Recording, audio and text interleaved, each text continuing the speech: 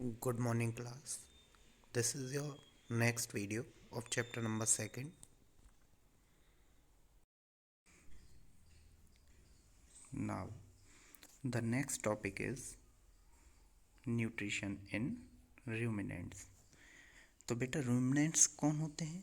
ruminants ऐसे animals होते हैं जो पेड़ पौधे खाते हैं और अपना भोजन एक बार निगलने के बाद दोबारा उसे अपने मुंह में लाते हैं ताकि वो उसे और चबा सके और चबाने के बाद वो उसे दोबारा निगल जाते हैं। उसे हम क्या कहते हैं? रूमिनेंट्स कहते हैं।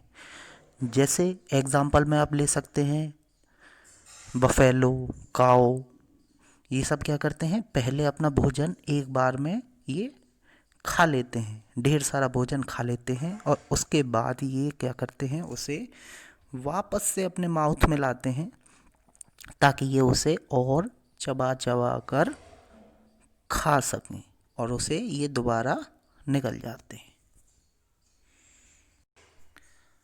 अब हम इनका डाइजेशन सिस्टम देखेंगे। मेनली इनका जो स्टमक होता है वो क्या होता है? डिफरेंट होता है मैन से। अब इनका जो स्टमक होता है उसके 4 पार्ट होते हैं। र्यूमेन जो कि यहाँ पर है, रेटिकुलम जो कि यहाँ पर प्रेजेंट है, थर्ड होता है आपका ओमेसम जो कि यहाँ पे प्रेजेंट है और फोर्थ आपका क्या होता है? एबोमेसम। तो ये लोग क्या करते हैं? सबसे पहले ये अपना भोजन खाना स्टार्ट करते हैं और ये उसे लार्ज क्वांटिटी में खाते हैं और वो भोजन कहाँ पे जाके स्टोर हो जाता है? वो भोजन जाके स्टोर कहाँ पे हो जाएगा? र्यूमन में जाके स्टोर हो जाता है, यानी कि इस जगह जाके स्टोर हो जाता है। र्यूमन में बहुत सारे बैक्टीरिया भी प्रेजेंट होते हैं जो क्या करते हैं? वो सेल्यूलोज का ब्रेक डाउन करना शुरू कर देते हैं। सेल्यूलोज किस में पाया जाता है? जो कि घास में और भूसे में पाया जाता है। इस कार्बोहाइड्रेट को, ये एक तरह का कार्बोहाइड्रेट होता है, तो वो क्या करते हैं? वो इसे तोड़ना शुरू कर देते हैं सिंपल मॉलिक्यूल में और इस तरह से जो डाइजेशन है वो र्यूमेन के अंदर ही स्टार्ट हो जाता है। अब उसके बाद र्यूमेन से ये जो भोजन है वापस से कहाँ पे जाएगा? माउथ में, और यहाँ पे वो उसे दोबारा चबाना शुरू कर देते हैं और दोबारा चबाने के बाद वो क्या करते हैं? इसे वापस से वो अपने स्टमक में भेज देते हैं। और इस काम में कौन सहायता करता है? इस काम में रेटिकुलम जो है वो हेल्प करता है। रेटिकुलम क्या करता है?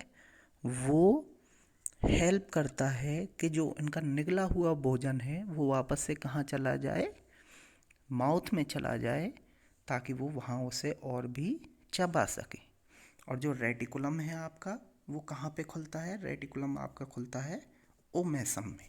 अब जो आपका ओमेसम होता है वो क्या करता है? वो एक्सेस वाटर को एब्जॉर्ब कर लेता है, यानी कि जो एक्स्ट्रा पानी जितना भी होगा वो वहाँ पे एब्जॉर्ब हो जाएगा। अब जो आपका एबोमेसम है वो क्या करता है? एबोमेसम जो है वो डाइजेस्टिव जूस छोड़ता है या सीक्रेट करता है ताकि जो आपका भोजन है वो वहाँ पे पच सके। इसके बाद स्टमक के बाद आपका जो भोजन है वो कहाँ पे जाता है? स्मॉल इंटेस्टाइन में जाता है। हाँ बेटा, इसके बाद क्या होता है? जो फूड है आपका वो कहाँ पे चला जाएगा? स्मॉल इंटेस्टाइन में चला जाएगा। अब स्मॉल इंटेस्टाइन में जो लिवर और पेनक्रियाज होते हैं वो भी अपना डाइजेस्टिव जूस वहाँ पे सीक्रेट करते हैं या वहाँ पे छोड़ते हैं ताकि जो आपका डाइजेशन है वो स्मॉल इंटेस्टाइन में पूरा हो सके। और इस तरह से स्मॉल इंटेस्टाइन में क्या प्रेजेंट होता है? विलाई भी प्रेजेंट होता है, जो कि मैंने आपको ह्यूमन डाइजेशन में भी आपको विद डायग्राम समझाया था। और उसी विलाई की सहायता से स्मॉल इंटेस्टाइन में क्या होता है? फूड एब्जॉर्ब हो जाता है। अब फूड एब्जॉर्ब होने के बाद जो बाकी बचा हुआ फूड होता है वो कहाँ पे जाता है बेटा? लार्ज इंटेस्टाइन में चला जाता है। और लार्ज इंटेस्टाइन में जाने के बाद क्या होता है, वहाँ पे जो लार्ज इंटेस्टाइन होता है वो क्या करता है? वाटर को एब्जॉर्ब कर लेता है। और वाटर को एब्जॉर्ब करने के बाद जो अनडाइजेस्टेड फूड होता है वो शरीर से बाहर निकाल दिया जाता है। तो इस तरह से आप देखेंगे न्यूट्रिशन इन ruminants.